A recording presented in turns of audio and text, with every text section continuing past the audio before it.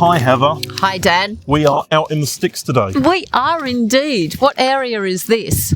I can't remember the name of the big area. I mean, my part is Landbo. And my part is Puroniitty, which translates as ditch field or stream field. Area 59 it is. Yes. And we both had some challenges researching what is in our area. I think we're going to have a lot of pretty pictures and not much to say. True. So the part where we are right now is Östersund in Koiramatsa, which is the dog park / forest, actually. Yeah, where does this Östersund part come from? Is that the bigger area? That's the bigger area. Okay. So that's the part that Helsinki grabbed back in 2009. So that includes the area we've done in a previous episode, 57 as well. Then. Talosaari, yeah, absolutely. Okay. Yes. These areas were for people to live, basically. All right, we have two options. We can turn right and go up a muddy hill, or we can turn left and go through a muddy field. Do they all come back to the same point? Yeah, this one's maybe a little bit more interesting because we got forest, then field. Let's do that one. Let's do this. Yeah, there's plenty of mud. I tried to find out when this dog forest, the dog park, was created. The internet was not very helpful when it came to that. I started coming here back in 2012 when we got a dog. The earliest I believe it was maybe 2009, but it could have been a dog forest already when it was part of Sipoo. So If somebody knows, please send us a message and educate us so that next time we talk about this, we get our facts right. Can you hear the freeway? Yeah. Yeah. This whole area is sort of tucked between not the old. Well, it is the old, but it's called the new Porvoo Road and the highway, the freeway that connects Helsinki with Porvoo, and then after that, Loviisa, and then if you keep going, you can end up in St. Petersburg. I'm not sure that's wise at the moment. No, definitely not. So what do you know about this area, Heather? Fill us in. Not very much. It's an area for residential purpose. There are some small businesses. The number of people that live in my area is 150 people about in this part. Right. And I think your section... It's a bit more, but we'll do my section... Separately. That sounds good, yeah. Do you not have to clear up after dogs here? No. So the idea is if they poop on the path, that you get a stick and push it out of the way. But if it's on the side or somewhere where people aren't going to be walking, then they can just do their business. So we can keep walking a little way. Same dog park rules apply. If your dog is on heat, leave it at home. Well-behaved dogs. If it's a little bit aggressive, then, maybe keep an eye on it. There's a whole list of rules of what to do and not to do. During the egg or the bird laying season, just, make sure that you leave any birds that are nesting in peace.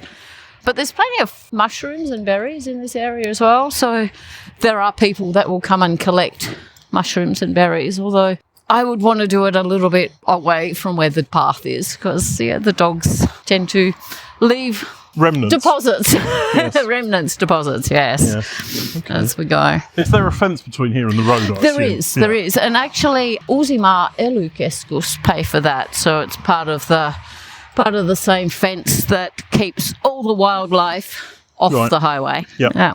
The dog forest itself is unfenced, except for that one on the highway.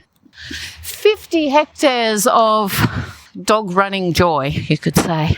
Wintertime, when it melts and then it freezes again, there are some parts of this park which are quite treacherous. Looking for businesses that are in the area, there's not so many, but Fudge Love, which sell fudge, yes. I think they're the company that have the double-decker bus and are selling fudge in any food fair that's happening. They're selling fudge. Okay. So their office or their base is in this area. But if you want to go shopping, you have to go to where we had our shopping centre is Etis. Etis is the closest. halfway Columbus between. is maybe closer. Columbus would be closer. Yeah. And then there's a town, small Swedish-speaking town, a little bit east from us.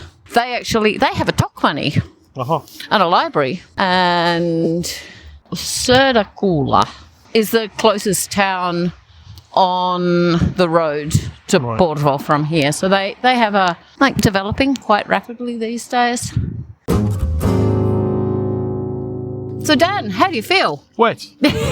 I brought the wrong shoes for the occasion. It's quite muddy today. But it's been raining pretty non-stop for the last how many days? I don't know, I'm we gone should. Okay, we shouldn't be surprised. It didn't rain on Sunday. No, it didn't. I was misty, a little bit misty. That was the last time I went out. So now you've actually only seen a fraction of the dog forest. So Yeah. there's a whole field and another couple of big hills and rocky bits to explore. I do have a very wet dog. Fortunately, he's had a haircut. His hair is short, so now he's easier to clean. Yeah. Although getting him into the shower, not always so easy. All right, so this is Puroniitty. Our Let's next go and stop. have a look at the only point of interest in Landbo. Okay, so now we are it looks like we're actually at the start of the walking trail, but I'll tell you a few things about Landbo first. Can I say we're actually at the end of the trail? Depending where you start. So we are in Landbo right now. We are. So Landbo has a population of 854, but no businesses listed, as in no official premises. There's many small businesses attached to people, toy minimies and things, but there's no big business premises. Although we did drive past something on the way, but I think that was more of a shed for tractors and farm vehicles and things. Honestly, there's not a lot here. There is the Landbo Forest Track, which is for mountain biking mainly, but it's not actually in Landbo. It's just over the border in Sipoo. Okay. There's the 1.5 kilometre fitness trail, which is the one that ends here, which includes 22 different tasks. It runs along a dirt road and forest path. The entire Östersundom area is currently undergoing master planning, with a plan to create a small town close to nature with probably a fast tram network link. The plan should be ready next year. The 12th of March this year, decisions were made about Landbo's development, but I can't find any information on it anywhere, so it's not been made public yet. I assume that will be happening next year as well. But the light rail line is planned to link to Itäkeskus. There is the Toimintakeskus Landbo, which is a day centre for physically impaired and disabled people, and it focuses on creative and nature-based focused activities. And the one thing that's come up in the news about Landbo recently is it's one of the 3 sites that Helen is considering making an SMR, which is a small modular nuclear reactor.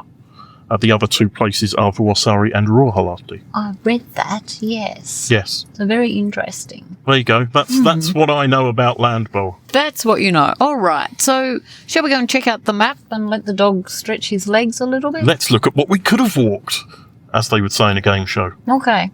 Which game show would they say Well, that? they normally say, let's see what you could have won. Okay. Let's see what we could have walked. Up the ante. Let's see what we could have walked. Let's do so.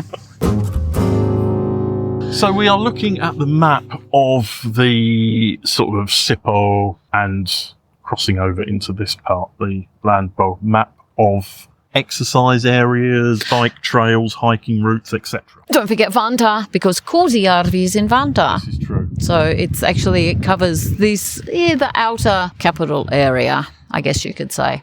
We found different hiking routes. We found some nature trails.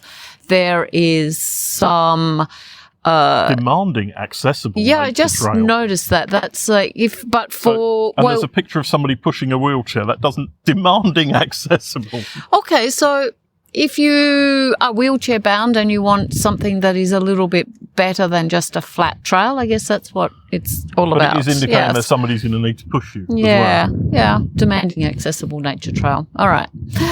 Skiing trail and jogging trails. And I'm just trying to, the skiing trails are not necessarily, over here in Kuusijärvi they are. Yes, so they share with the walking and they trail. do go all the way up as well. They do. You can go Länsitie all the way, that's way out past Nisbakka, Niikinmäki. We've got some picnic spots, camping spots, a place to lock your bike, parking, compostable toilets. That's what they are. We might touch on this again when we go to Hakonilla, because that's actually there's another area. There is of another this area park there. How do we sum up Landbo and Puroniitty? Nice, quiet area, lots of nature, nothing else. Yeah. I'm going to say there are bus connections, although Reitioppus was sort of like, you have to wait quite some time between the buses. To be fair, it would have only taken me 50 minutes to get here today had I taken the bus. That's actually quicker than it's for me to get from home to the city, and I live in... no but comment. We are in Zone C now, so I would have had to have paid additional. Okay, so it's a BC ticket. Yeah. Yep. If you like nature, I definitely think you should come out this way and have a wander. If you don't like nature, head the other way and go to Helsinki. Next episode of the Exploring the Districts is going to be... Kulosaari! And we have some assistance for the Kulosaari episode. We have an acclaimed author. I think he's acclaimed. So he's written a book, and personally I think anyone who's written a book is automatically acclaimed. Long-term Kulosaari residents. And we've already spoken to him, or I have spoken to him. You have spoken to him about episode 3 when I went to the longsword fighting and their son was in the tournament. Tapsa was in the tournament, yes. So Pam and Yoko, they will be joining us to explore Kulosaari. Right. Well, we'll be back with a bonus episode next week. Thanks, Eva. Thanks, Dan. See you next time.